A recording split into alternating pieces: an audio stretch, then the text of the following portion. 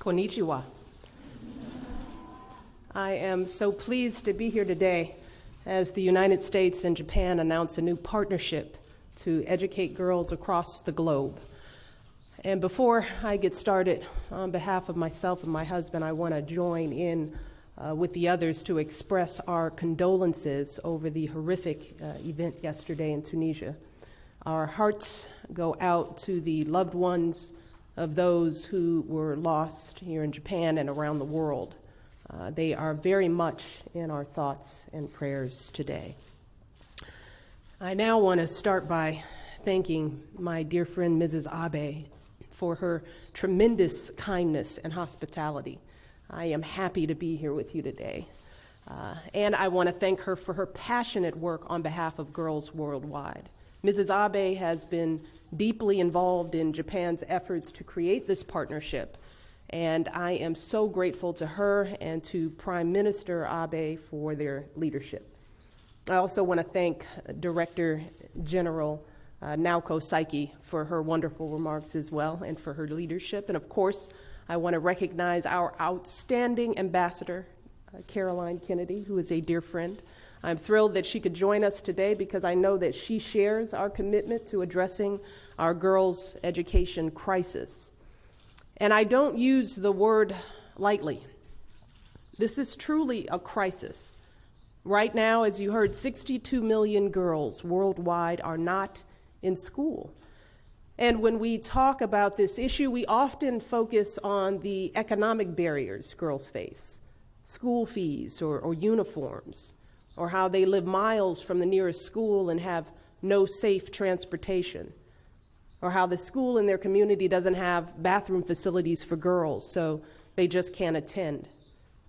But we all know that the problem here isn't just about infrastructure and resources. It's also about attitudes and beliefs. It's about whether fathers and mothers think their daughters are as worthy of an education as their sons. It's about whether communities value girls simply for their bodies, for their household labor, their reproductive capacities, or whether they value girls for their minds as well. It's about whether societies cling to laws and traditions that oppress women, or whether they view women as full citizens entitled to the same rights and freedoms as men. And if we're being honest with ourselves, we have to admit that these kinds of challenges aren't just limited to the developing world. For example, while we have made tremendous strides in girls' education in the United States and Japan, women in both our countries still struggle to balance the needs of their families with the demands of their careers. We still struggle with the outdated belief that a woman cannot be both an accomplished professional and a devoted mother, that she has to choose between the two. But the reality is that when we put limits like this on women's lives, we stifle their potential. And more importantly, we miss out on so much of what they have to offer our societies. And for me, that's where this issue gets personal. See, I grew up in a working class neighborhood, a place where hardly anyone went to university. Many people worked long hours for low salaries, struggled to pay their bills. As a young girl, I was bright, outgoing, with plenty of thoughts and opinions of my own. But like a lot of young women, I was often primarily defined by my relationship to the men in my life. I was my father's daughter. Or even though I was just as smart as my brother, I could hit a ball just as far, I could run just as fast, I was always just his little sister. When I got to school, I sometimes encountered teachers who assumed that a girl from a humble background like mine wouldn't be a successful student.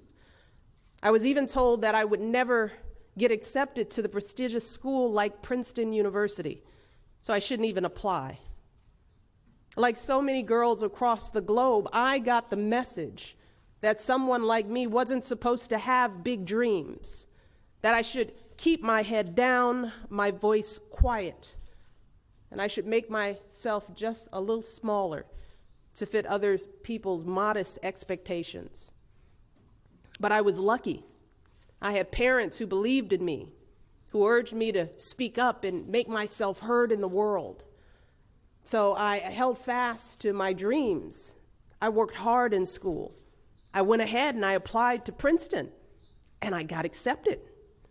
I went on to become a lawyer, a city government employee, a hospital executive, and the director of an organization that trained young people to serve their communities.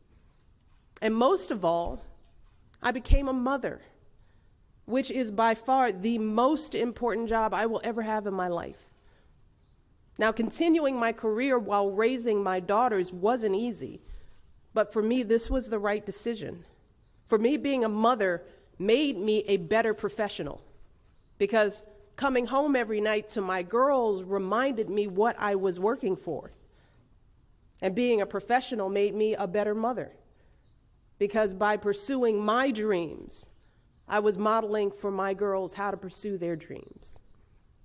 And there were two main reasons I was able to achieve this balance. First, I had the support from my husband and family who believed in me, and from my employers who recognized the value of hiring women and providing flexible workplaces. And both Prime Minister Abe and President Obama are working very hard to create policies like this that allow women and men to be excellent employees and excellent spouses and parents. And second, like so many other women, I was able to achieve both personal and professional goals because of my education. My education was truly the starting point for every opportunity I have had in my life. But I know that for every girl like me, there are so many others across the globe who are just as smart, just as capable, just as hungry to succeed, but they never have the chance to go to school. And that is such a profound waste of human potential and such a profound loss for our world. I mean, just think about what we would be missing here in Japan if women were not educated. Just imagine if Sadako Ogata was never able to attend school and become one of the greatest diplomats of our time. Imagine the loss of her moral leadership at the United Nations. And what if the great violinist Midori never had the chance to discover her talent? Think about all the music we would never have heard. Think of all the beauty our world would have lost. And how about Chiaki Mukai? Without her education, she never could have become the first woman astronaut in Japan, inspiring so many young girls to reach for the stars. So just take my story, or any of these women's stories, and multiply it by 62 million. That's when we begin to understand the loss to our world when we fail to educate our girls. But when we do educate girls, when we truly invest in their potential, there is no limit to the impact we can have. Girls who attend school have healthier families. They earn higher salaries, and sending more girls to school can boost a country's entire economy. So we know that educating girls is the best investment we can make, not just in their future, but in the future of their families, their communities, and their countries.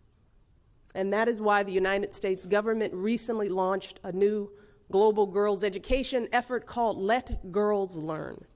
As part of this initiative, U.S. Peace Corps volunteers will work side by side with local leaders, families, and girls themselves to help girls go to school and stay in school. They'll be creating mentoring programs, girls' leadership camps, and so much more. But as Mrs. Abe said, of course, no one country can solve this problem alone.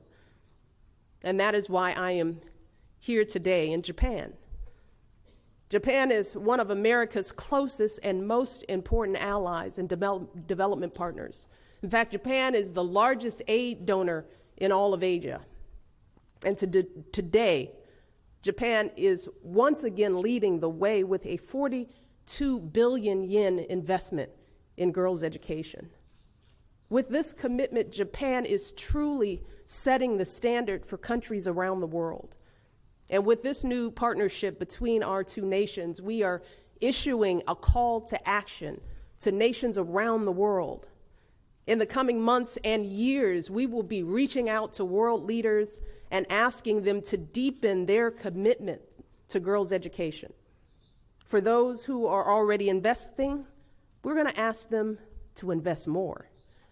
For those not yet engaged, we will invite them to join us. And I think it is fitting that we are starting this global effort here with our friends in Japan. Because when it comes to development issues like girls' education, our two countries share a unique history, as you've heard. President John F. Kennedy launched the Peace Corps back in 1961, and that inspired youth groups here in Japan who helped found JOCV, which is celebrating its 50th anniversary this year. And today, President Kennedy's daughter is proudly serving as America's ambassador to Japan. And we are renewing our agreement for Peace Corps and JOCV volunteers to work together on issues like girls' education. As Mrs. Abe said, later this week, I'll be traveling to Cambodia, which is one of the first countries where Let Girls Learn will operate. And I understand that Mrs. Abe just made her own visit to Cambodia, where she focused on youth and education issues. And we are both so excited to highlight the work that Peace Corps and JOCV volunteers are doing in that country and so many others, how they're coming together to model the values of our nation, values like fairness, equality, openness, opportunity. And today, I'm reminded of something that President Kennedy once said about young people who want to join the Peace Corps. He said that they are a light to all who seek a peaceful world. And I think that is just as true today as it was 50 years ago, especially when it comes to educating girls.